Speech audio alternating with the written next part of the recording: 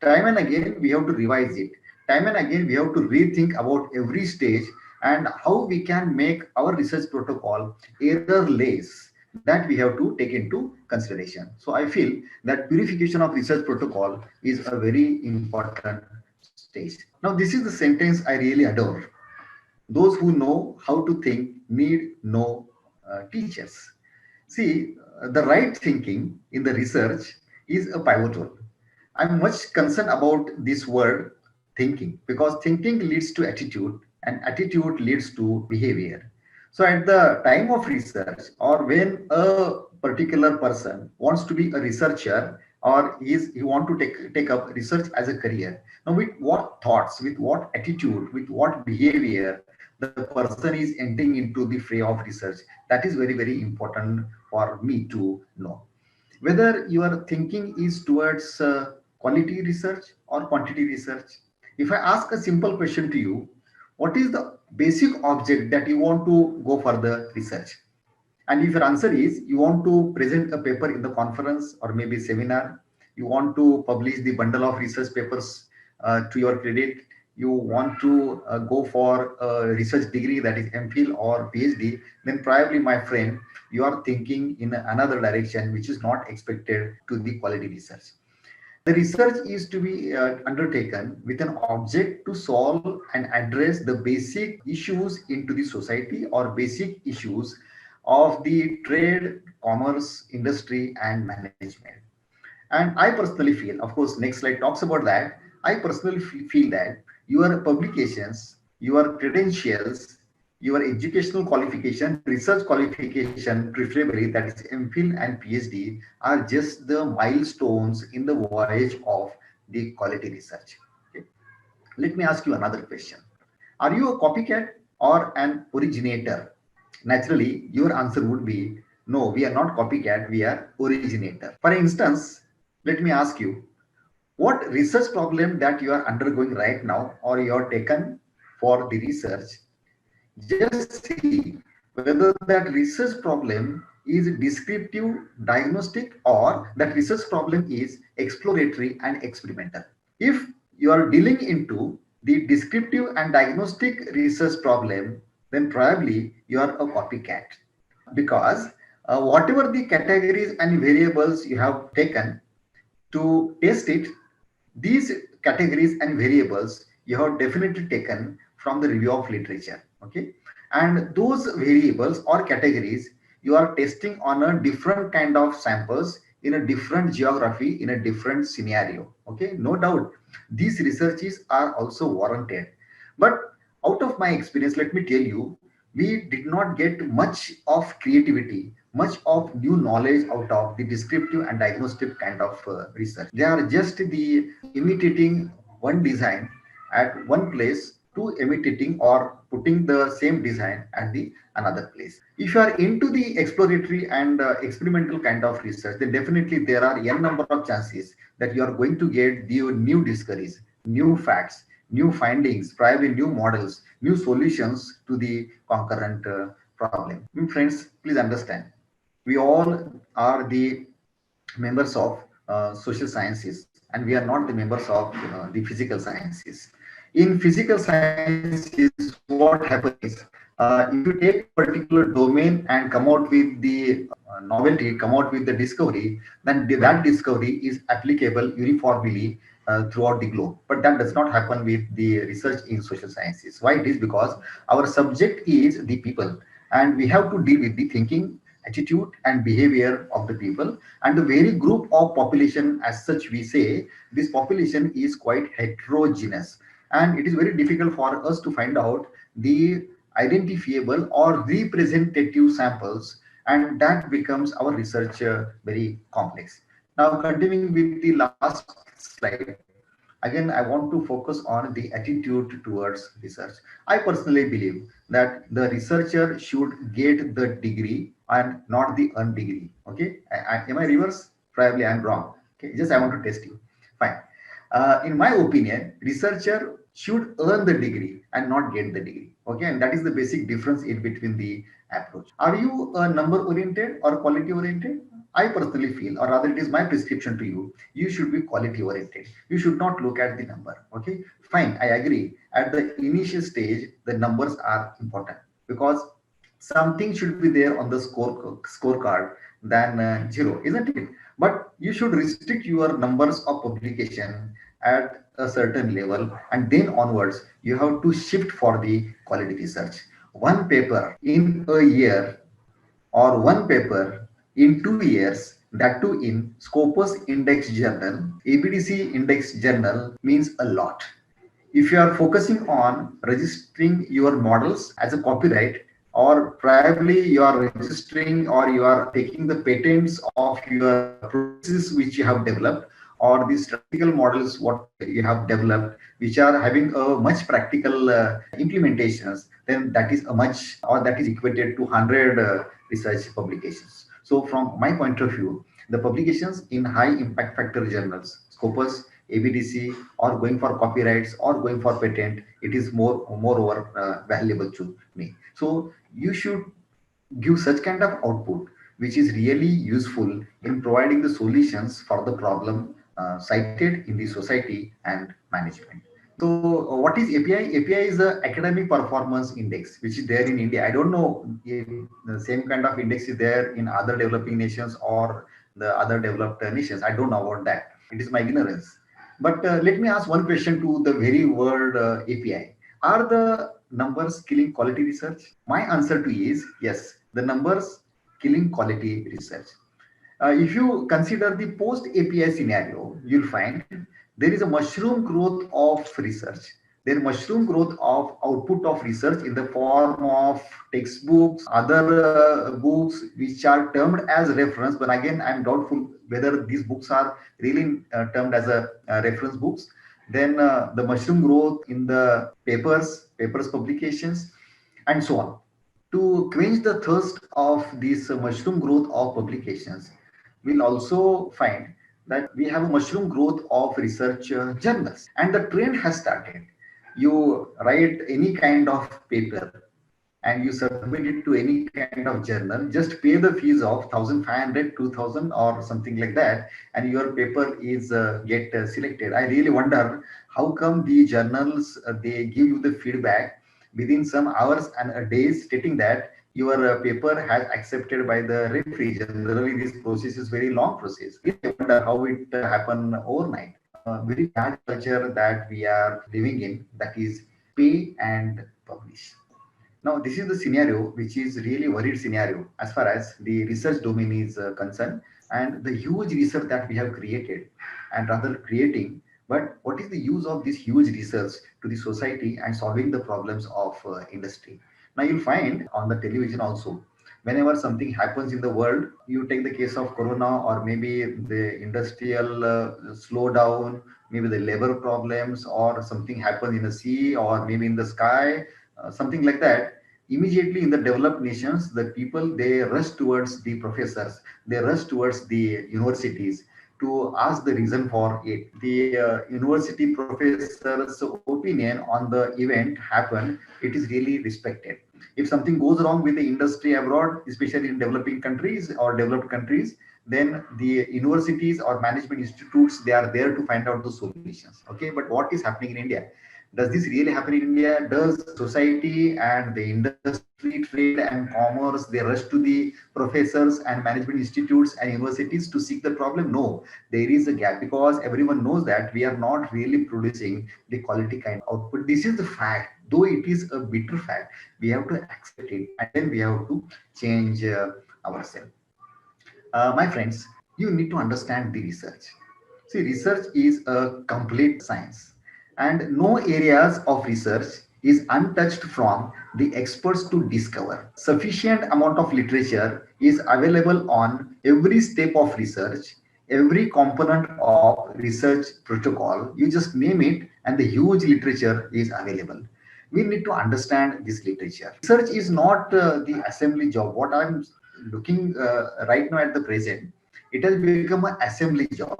Okay, you outsource so many of the things, you get it done, and at the end you assemble it, and you just publish it or put it before the experts to get the research degree. No, that is very bad culture that we have, and we should change it. We should deviate it from this culture. Every research scholar should understand the research as a science. You yourself has to be into the depth of every aspect of research. You have to learn it, you have to know it, you have to understand it, you have to perform it. At the end, I would say you should enjoy it.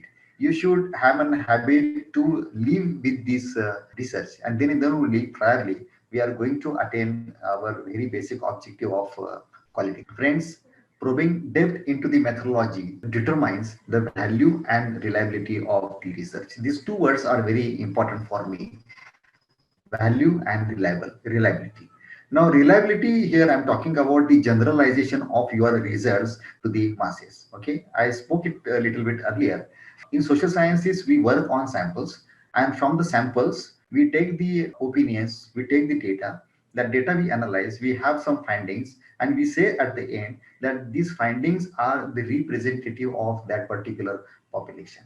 And if your research protocol is not reliable, if your research protocol is not purified, then with a very responsibility, let me share it with you. I would term your research is only applicable to those samples, and your research is not applicable to the population as such. And that research, to, in my opinion, is null and void. It's of no use. Fine. The depth you go, you uncover the ignorance and discover the science behind it. Okay, now this is very, very important word. I keep on sharing with my research associate. I repeat it for you. The depth you go, you uncover the ignorance and you discover the science behind research. And you are there to discover the science behind research. The generalization of research findings. I have presented the process in a diagrammatic form. You'll find 10 steps that I have mentioned. Okay.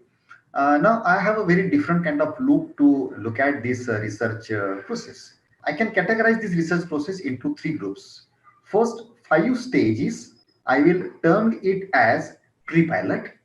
Then the second group, only 6 stages I include, that is pilot testing, and rest 4 steps I'll group it and label it as the post pilot stages. Okay, now see, when you go for the pilot testing, what exactly you do, you test all these 5 steps.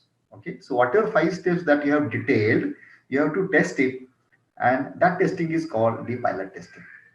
If pilot testing turns right, then and then only you are allowed to follow the next 4 steps. Otherwise, again, you have to go back, you have to revise, and you have to recorrect priorly.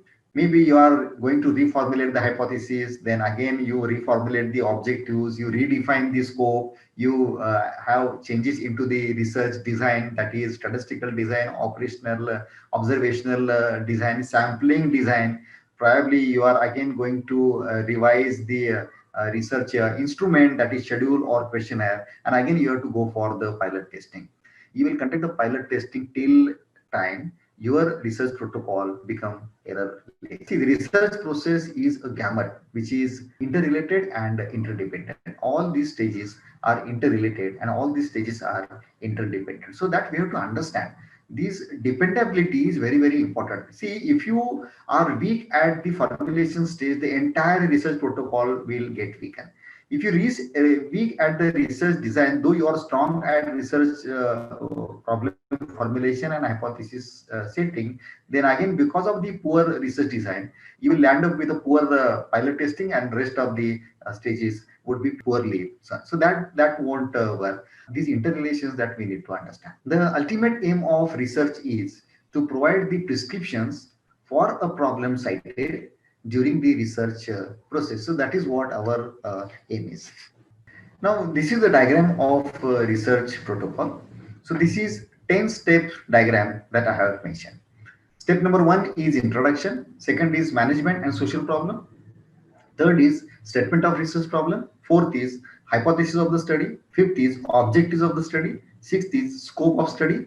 Then importance of study, research methodology, organization of research project or research report, and the last is references. Let's study one by one in brief.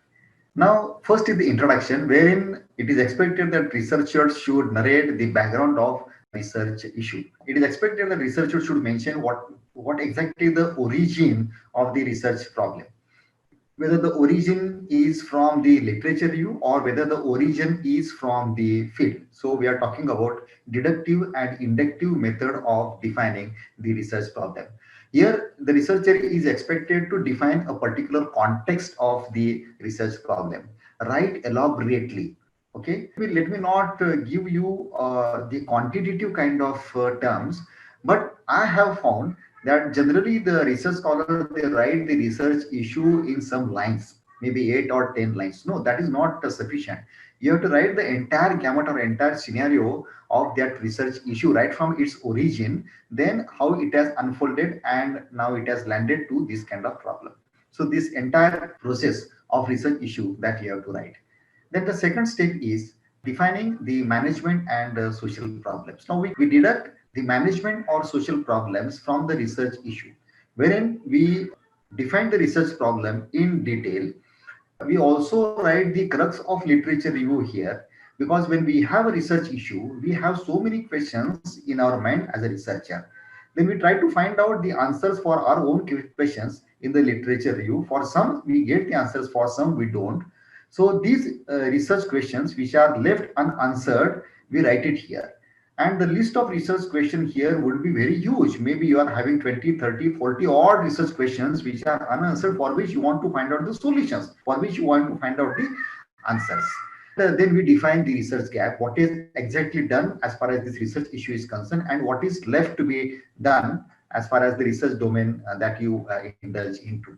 Now, here I'm saying that you are having a huge list ready of the research question for which you have to find out the answers. Now, not all the questions you cannot take for the research because you are having the resource constraint, time, and money. So, what do you do? The next step, that is statement of research problem. See, simply the basic research books talks about the statement of research problem is nothing but the restatement of a management problem. What does this mean? This means that when we are having the gamut and list of research questions, all the research questions we cannot address. So what do? We group these research questions on the basis of some commonalities. When we are having these groups of research questions, we try to arrange these research questions groups on the basis of priority. And it is expected, looking towards the resource scenario, one of the groups of research questions researcher need to take for the study, and from that we derive the statement of research problem. We say that we are having n number of questions listed unanswered for which we have to find out the answer, but because of resource constraint we are only in this research we are only taking a particular group which carries 4 or 5 research questions to find out the answer with the help of scientific research methodology. It is that simple. Fine. And when you identify a particular group to find out the answers, then you have to give the justification as well. What is the importance of that particular question group, which has got much relevance to address in the particular time frame, and that is the reason you are going for addressing those questions.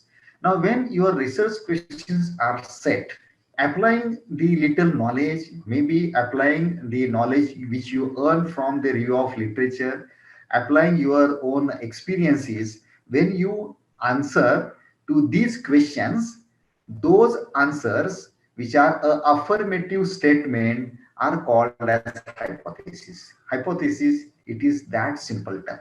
What is hypothesis? Hypothesis is a skeptical assumption about desired results. Okay. So when we have a question, we give the answer to that particular question. We don't know as a researcher that answer is right or wrong. And that is the reason we are putting that answer to test, and that statement which we put to test, that is the answer. That answer is called hypothesis. Okay. So the term hypothesis, technically, it is very easy to understand. Fine. In my opinion, we always derive the objectives from the hypothesis. Objectives are the directives towards data collection and nothing more. Fine. Again, the issue of controversy is there. What comes first, whether the hypothesis or objective? Now, in my opinion, hypothesis come first and followed by object. Next point that we have to take into consideration, that is scope of research. Now, what frame that we are going to determine?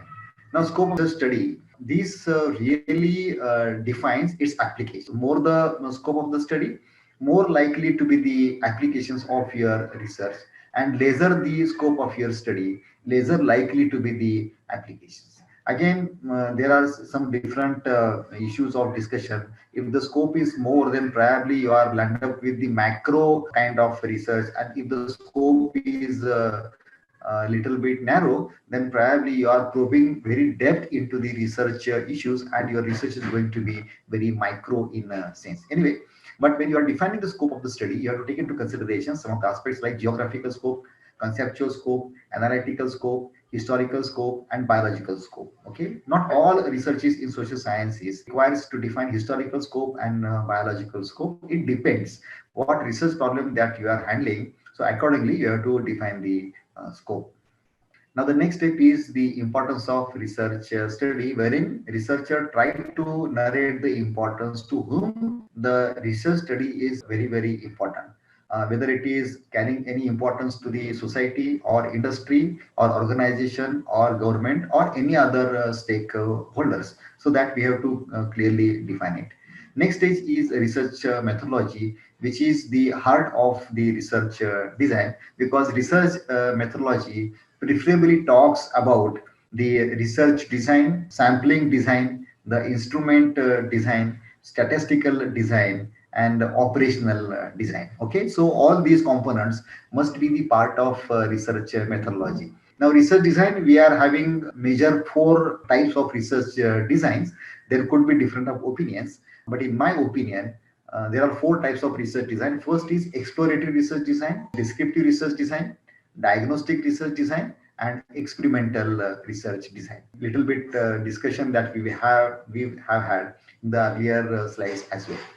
Now, in research methodology, researcher has to define what data they are going to require and what would be the data sources. Whether the entire data is going to be come from primary source or secondary source, or is a combination of primary and secondary source, that we need to define it very clearly.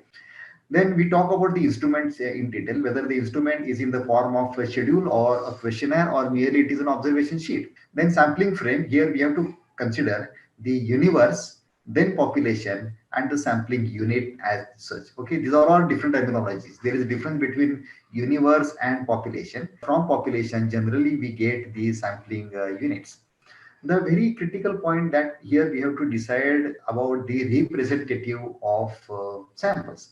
So how many samples that we have to go for is a general quest for debate and discussion. Earlier we used to go for thumb rule, 10% of the population or maybe 300 plus 400 plus samples in social sciences used to do, but now we are having a very handy statistical tools to our help, and using these statistical tools we can measure the accurate size of samples.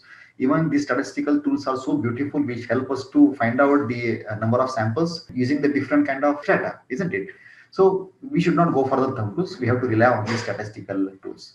Then we have to decide about the data analysis. Now, in what way we are going to go for the data analysis, what tools we are going to use for testing the hypothesis, whether they are going to be parametric test or non-parametric test or a combo of parametric or non-parametric test, and rest of the statistical tools, whether we are going to apply the measures of central tendency, measures of dispersion, or we are going to apply the multivariate tools like factor analysis, conjoint analysis, cluster analysis, discriminant analysis. We are having array of variety tools available in statistics.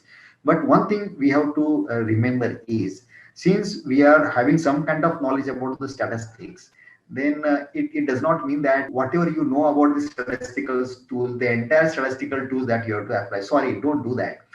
The very relevant or selective and necessary statistical tools that we have to select and apply on the data collected. Next, you have to write about the concept use, because in social sciences, one concept may have different dimensions. Okay.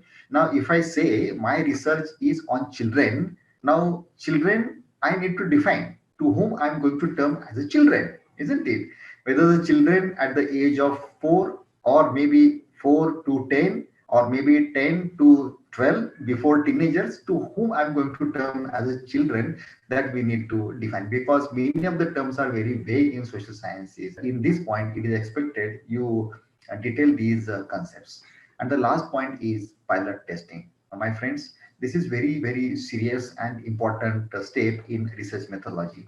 Out of my experience, I've observed that 95% of the research reports, maybe they are the article or MPhil dissertation or PhD thesis, does not carry pilot testing. I really doubt on the reliability and value of those research protocols, because if they are not undergone the pilot testing, then I feel that research protocol has not been purified, and there is much question on the generalization of the research finding. I said that 95% I don't find. In 5% of the cases, what happened is the research scholars, they imitate the research design of the earlier done renowned or stalwart research scholars. So, for example, if you are working on the measurement of quality of any service industry, and if you are going to use the cervical model, then probably I think pilot testing is of no use, because already the cervical model, which comes with the 22 variables, it has tested over a period of time, and thousands of articles are readily available. And even if you take direct data using the cervical variables, definitely you'll find the reliability is more than zero point 0.8 or zero point 0.9. So, in my opinion, pilot testing does not suffice any meaning or any purpose in that case.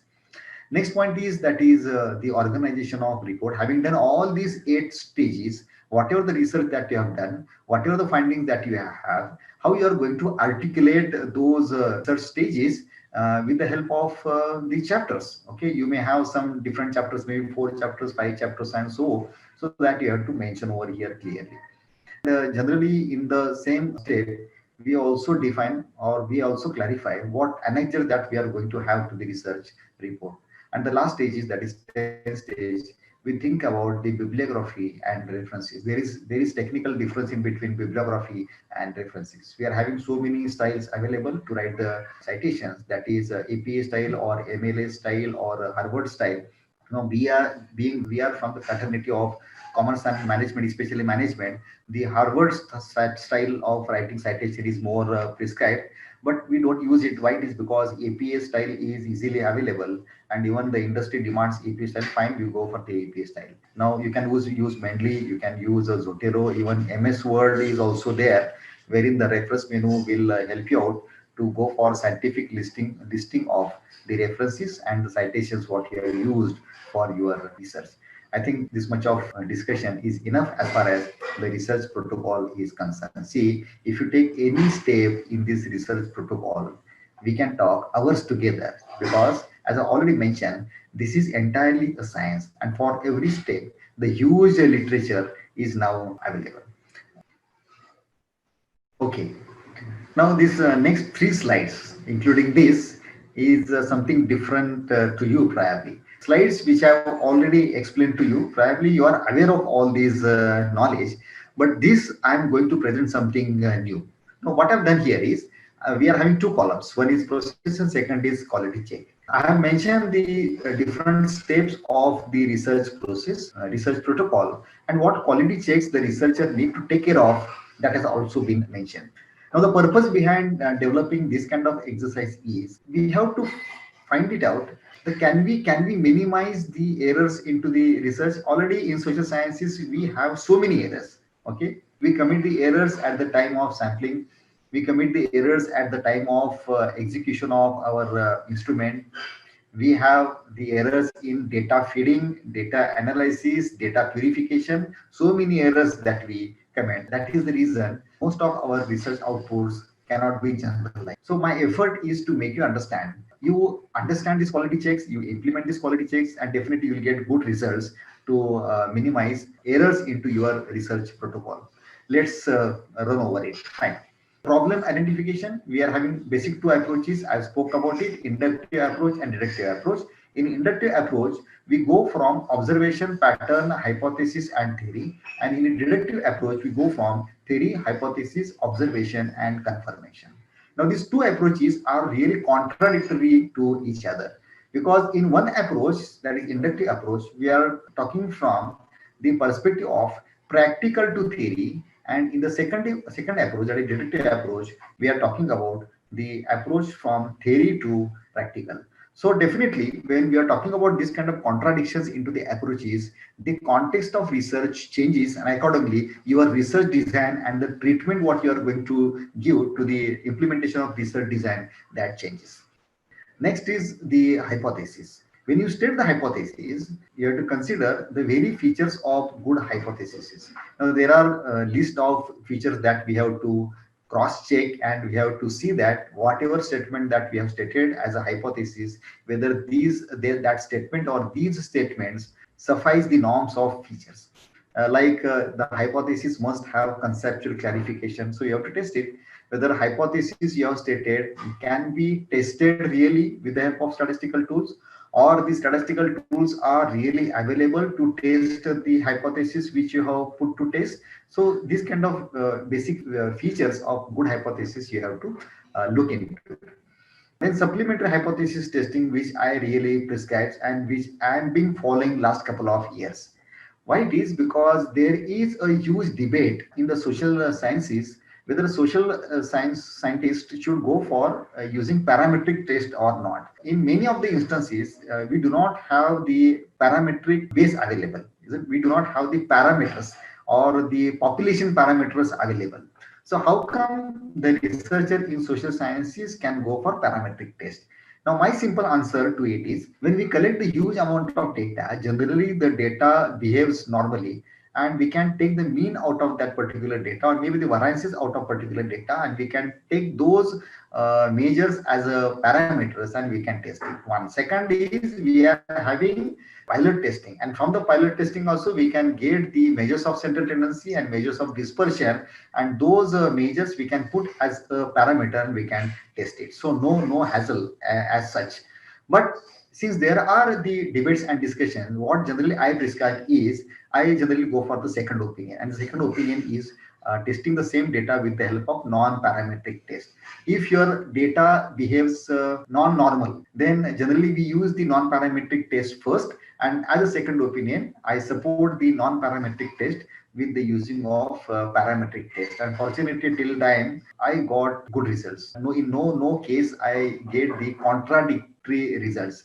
And why it is? The reason is very simple, because I generally believe in a very hard pilot study. I go for 2 or 3 times as far as pilot study is concerned, and that way I purify my research protocol, and that is the result I get in this testing of parametric and non-parametric test. Again, at this juncture, while using the test, though it is a parametric or non-parametric, researcher has to consider that every test has got its own conditions, and whether your data really sufficing those conditions or not, that you need to understand. See, we are having different measurement scales, isn't it? You are aware about these scales: nominal scale, ordinal scale, ratio scale, and interval scale. Okay, so some parametric tools or some parametric statistics are only supportive to the ratio scale, which cannot be applied to the nominal scale or ordinal scales. So these kind of conditions we need to check. Fine. Next is the qualitative observations. Okay, when a researcher is there into the field, when he is interacting with the samples, then definitely he get more qualitative data. Sometimes the sample also outspoke about the conditions he is living in relation with the research issue that you are going to handle, by which you are going to get the more variables out of it. And all these qualitative observations you need to synthesize when you are testing the hypothesis or writing the findings. So the next step is that review of literature. Now we are having different types of reviews of literature. Let me not get into it again; it will consume more time. But you have to understand which type of review of literature is suitable to your research issue, and that type of literature review you need to adapt. At the many instances, majority of the research reports I have seen, more than 90%, that review is presented with the help of the paragraph. No, that is not the way we have to present the literature review. Literature review needs to be presented in the form of synthesis. So what one researcher has find it out in the same research domain, what another researcher has find it out, whether these two findings are going hand in hand or they are contradictory or something like that. So you have to interwoven these kind of findings, then you will again interwoven the third finding and the fourth finding and so on, and likewise you keep on interwoven these findings of different researchers, and you are leading a discussion, and that discussion which end up with defining the research gap. It is that simple, and just practice it, and you'll really enjoy synthesis of review of literature. That is the scientific way which we have to write the review of literature. Next is defining the objectives, whether your objectives are in line with the hypothesis, whether your hypothesis is in line with the statement of research problem, whether your statement of research problem is in line with the research issue. See, it is a simple gamut, isn't it? First, the research issues come, then the statement of research problem, then the hypothesis, then the objectives. Okay, they are interrelated to each other, and they should be there into one line only. They should not falter from each other. They should be unidirectional kind of direction to all these gamut of research issues, then statement, then hypothesis, and then objectives. Then only you are likely to land up with the quality research. And the next step is research design, wherein we are going to talk about the instrument testing, sampling, statistical design, and interview. Okay, I'll go first. Instrument testing, every instrument that you can test, rather you must test on the platform of reliability. Cronbach Alpha, split up method, we are having some handy methods available with us. You have to apply it. And this definitely the reliability testing will facilitate the further thinking of improving the reliability. Say, for example, if you are having 10 statements for the testing on a 5-point scale, and if you find the reliability is zero point 0.5, which is not good, so what you can do is the SPSS facilitated one more window. So can you delete one of the variables by which you get or you can improve the reliability? If it is, then you have to take liberty to delete that variables and you can improve the reliability. So that kind of reliability analysis we have to probe into. Next, I will advise all the research scholars that you must go for physical verification of your data collection instrument. And now the physical verification can be done with the help of the experts or seniors. Experts are referred to industrial experts, consultants, and seniors are referred to the academicians. So it is always better because they are all seniors. They are stalwarts. They have gone through such kind of researches many times. So probably you'll get some new set of categories or variables which you have not given a thought of, and that is going to be an added advantage. Sampling, I spoke about it earlier also. We have to consider the universe, population, sample size calculation. Don't go for thumb rules, and sampling method. Which sampling method that you are going to use, whether it is probability sampling or non-probability sampling. It's all depend on the nature of population. We are having two types of population. One is finite population, second is infinite population. And the method is very clear-cut mentioned. If you are having finite population, then you have to go for probability sampling method. If you are having infinite population, then you have to go for the non-probability sampling method. Technically, there is no type called infinite population as such. All the population that are countable, they are finite population. But for some instances, it is difficult to count the population, and hence we are having a category called finite population, and for which we apply the non-probability sampling. Now, I'll advise at the major, if it is possible for you to quantify the population, quantify the universe, do it, because you get a chance to apply the probability kind of sampling method, which land up with the less errors because there is less bias, and that is why the less errors. Fine. Then statistical design, I think I spoke about it. You have to decide about the statistical tools to test the hypothesis. Even statistical tools like measures of central tendency, measures of dispersion, and multivariate variable analysis that you have to select, and you have to use the proper use of this statistical tool. Don't make overuse of these statistical tools, otherwise your report will become highly technical. Fine. The next is interview. Since our subject is sample, we have to interview the sample, we have to take the opinion and the data from the sample. So ethically we need to convey our objectives. Who are we have to tell to the sample. We have to convince them. We should not force the sample to be a part of our research. We have to convey the purpose. If it is possible, you have to show your identity on the paper, maybe your identity card and all. Then your sample would probably ready to participate in your research. You have to make your sample relax. That is very important, because if you make your sample relax, then you are likely to get the normal kind of opinions. If your sample is much happier, or if your sample is much sad, much unhappy, probably his responses would be biased. and we are there to take the unbiased kind of responses. Again, we have to think about the arrangement of the research questions. Can we put the personalized questions at the end? Because if you ask the personalized questions at the beginning only regarding your salary and your property and so on and so forth, probably the perception of research, perception of sample would become different, and probably he will perceive that you are a man from the government authorities. He will report it, and something go worst in the future as far as his credentials are concerned. So we have to think about it. Many times it happens that researcher need to ask some of the questions regarding the habits, whether a sample has the habit of tobacco or liquor or something like that. Then this kind of question is better you put at the end. So this will not really hamper the opinion on rest of the questions, which are again very important for us. Then the observational design, you have to specifically think about the observational design when you are talking about the samples. You have to read between the lines. You have to see the scenario in which the sample is staying. Probably you need to ask some of the open-end questions to the samples. Samples will speak out, and all these points. Maybe you are getting new kind of variables, especially at the time of pilot testing. You have to note it down, and then you can think of inclusion of these variables into your main course of research design. Pilot testing, I spoke much about this. Pilot testing is a must, and you have to go for repetitive pilot testing till you nullify the errors of your research protocol. This is again continuation with the last slide, and this is the third slide of the quality check and the research process.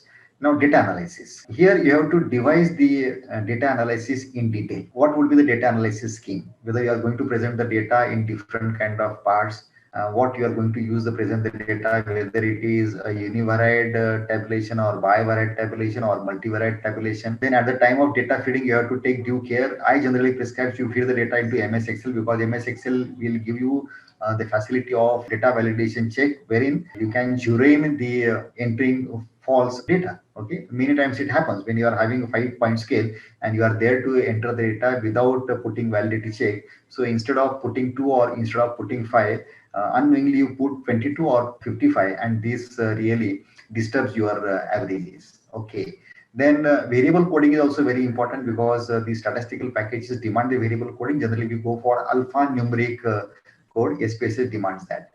Data validity, you can go for checking the data validity, and importantly you have to think about the outliers. So what decision you are going to take about the outliers, whether you are going to retain with the outliers or you are going to prune the outliers. My prescription is, it is always better to prune the outliers, because the outliers disturb the entire gamut of averages. Okay. Testing of hypothesis, when you have defined the hypothesis, it is inevitable. You have to test the hypothesis with using the appropriate tools, and every hypothesis tool has got its own conditions. Please understand, in the recent thesis reported by one university, I found that the hypothesis has been tested using some kind of techniques. I really object. How come we can use some of the techniques to test the hypothesis? Because generally we used to use tools to test the hypothesis. So that difference you have to understand in your you implement it. Next is findings. Must be discuss the findings of your research with the earlier researches. That generally I don't find in the research report. See, when you have gone for the review of literature, you have taken the variables from review of literature, and this review of literature is the work which has already been done by the experts. They are having their own findings, and on the basis of your research, when you get the finding, you have to synthesis your finding with the finding of the earlier researchers. Okay, what is harm in that? Whether your finding is lying with the earlier researcher, whether your finding is contradictory to it or what, that you have to mention, and it will come out with a very beautiful kind of discussion. Every finding must be a discussion as such, and you have to take this finding in a sufficient length. I see the finding generally mentioned in 4 or 5 lines. No, don't do that. Go for the elaborations, isn't it? Even you can add these secondary data or maybe the concurrent data, what happened yesterday, if it related with your research issue and finding, add it, because that adds the value of your finding, isn't it? Then the prescription, this is the cream of your research report. This is addition to the body of knowledge. Nowadays we are emphasizing on the models. Okay, can you come out with a model which can be taken to the field and implement to solve the social and management problems as such. The next point is model building only. We emphasis on that. Your research will start with a theoretical model, and over a period of your voyage of research, that model will get purified because you are going to undertake so many pilot testings. And the final model, what you have, you will condense this final model with the help of the data what you have collected and observation what you have done in the field. But the care has to be taken that final model what you have, it need to put to test, because many times it might possible if you land up with collecting some kind of erroneous data, then your model would be having some kind of error and it may not work into the practice. Again, you are having an opportunity to rectify the model, revisit the model again and again, with revisit the field with that model again and again, you try to purify it and make that model workable. You are so lucky enough this generation, you are having a very nice statistical tools available with you, say SEM, that is with the help of AMOS, structural equation model, you can go for. Even some advanced regression models are also available, which you can work it out. Even the discriminant model are there, or in a very simpler term, the theoretical models or the models which can be explained with the help of flow diagram. So that you can mention. But now we as the member, or we as the authority in the panel of research, we expect that the researcher should come out with this kind of models. Actually, the list of ethics in research is very big. It is expected that every researcher scientifically knows about this ethics and we have to abide with, we have to follow it. Plagiarism, whenever you are citing the references, citing the text and data of other researchers, you have to give the credit. If you fail to give the credit, it will be termed as a plagiarism and you stand for the penalties. Okay, now day by day, the rules of plagiarisms are getting very stricter.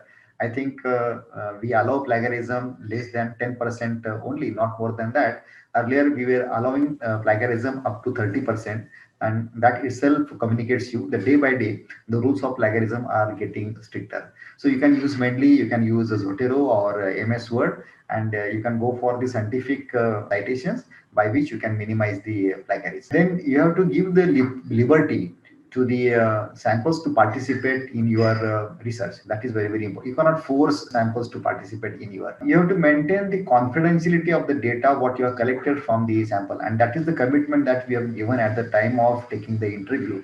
That the data what we collect from you as a sample will use it for academic purpose only. It will not be disclosed to the any other members. And the last is, I'm at opinion that rather it is science, researcher must be unbiased. Okay, and whatever research reporting that he does, he should do it unbiased. Many times some research scholars, they come to me and ask like that the null hypothesis is getting accepted and alternative hypothesis is getting rejected. Okay, no harm. If the data is behave like that, you have to accept those facts. Okay, quite often even the senior people in the research domain say that we have to prove the hypothesis. The very word prove, it shows that you are biased, isn't it? We are not there to prove the hypothesis, we are there only to test the hypothesis. I think with this I end up with my presentation, and again I extend heartfelt thanks to the organizers and members of the organizing team, especially Dr. Nitin Nayak, Director of this institute, and Dr. Pratap Desai. I would like to take some of your questions. And now the session is open for QA session. Delegates are requested to ask the questions if any. I have a question, sir. Okay. This is Mrs. Namrata Patil. I'm research Okay. scholar of BVDU. I am RDS Sangli. Okay. It was a very good presentation. My question is, sir, if there is a minimum number of literatures available, so what would be your suggestion on that for management studies? Okay. Okay. Probably, if the minimum number of literature is available, it means that you are working on some new concept, and probably you are adopting the exploratory kind of research design. So Yes, sir. in this case, when the literature is not handily available, it is always prescribed. You talk with the stalwarts and experts in the domain. Okay, so for example, if you are dealing with the green marketing kind of subjects, wherein this is a new phenomena, this is a new concept, so much literature is not available right now. So what you can do is, the people who are indulged into green marketing as far as manufacturing, distribution are concerned, and some of the consumers are also there who really adore buying green products. So you can interview them, okay, and then you can get the number of variables from them. So that is one of the good ways. It means Okay. I'm talking about the qualitative kind of research, okay. Yes, yes, sir. So I for get it, some, sir. so for Thank you. some moment, yeah, for some moment you have to shift for qualitative research. Thank you so much. Thank you. Good morning, sir. Question is here. That's what is the sequence of the research proposal? Means we are writing first the introductions, then review of the literatures, then third one is the hypothesis or what? Answering this question, it will take much time. So I request all the participants, you just visit my SlideShare account in which I have shared one document, Word document, and that is specifically devoted on the research protocol, wherein I have arranged this research protocol in a sequence with a little bit of explanation, which will help you to prepare your own research protocol. So that is better. Okay, sir. Thank you so much, sir. Thank Okay. you, And sir. next question is, sir, what is the difference between computer application research and management research? This question is always in my mind, but I never get to answer it. I have my personal opinion and say on this. Okay, if you are saying converting the manual work to the computerized work, I don't term it as a research.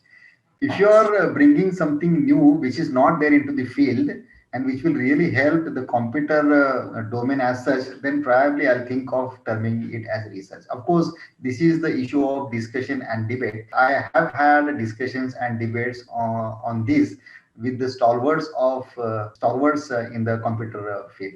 They are having their own opinion, but I really don't term converting manual work into the computerized work is a research. No. Hello. Yes. Hello. Good morning, sir. This is Mrs. Good Madhura morning. Mane from Kolhapur. Okay, madam.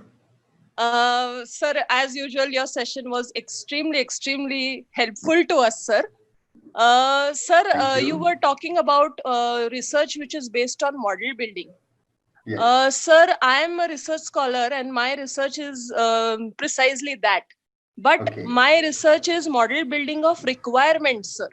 So Okay. when I'm modeling requirements, I'm going to make use of data flow diagrams. I'm going to make use of other diagrams in UML. But this is not going to be converted into a software through my research. Probably afterwards, people might use this model to convert it into a software.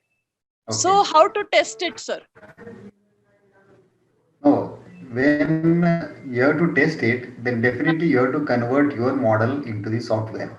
Yes, If your sir. model can be tested, taking it to the field, asking to the Yes. people, getting the data and Yes. check the validity, then it's okay. You need not to convert it into the software.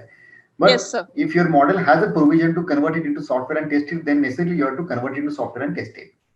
Okay, because the scope of my research is building a requirement analysis model, sir, where I am going to specify all the requirements. I'm going to add things found from the research review of literature gap, which things are not there in the systems. I'm going to add that. I'm going to use different models to incorporate in the system, but it's not going to be a software.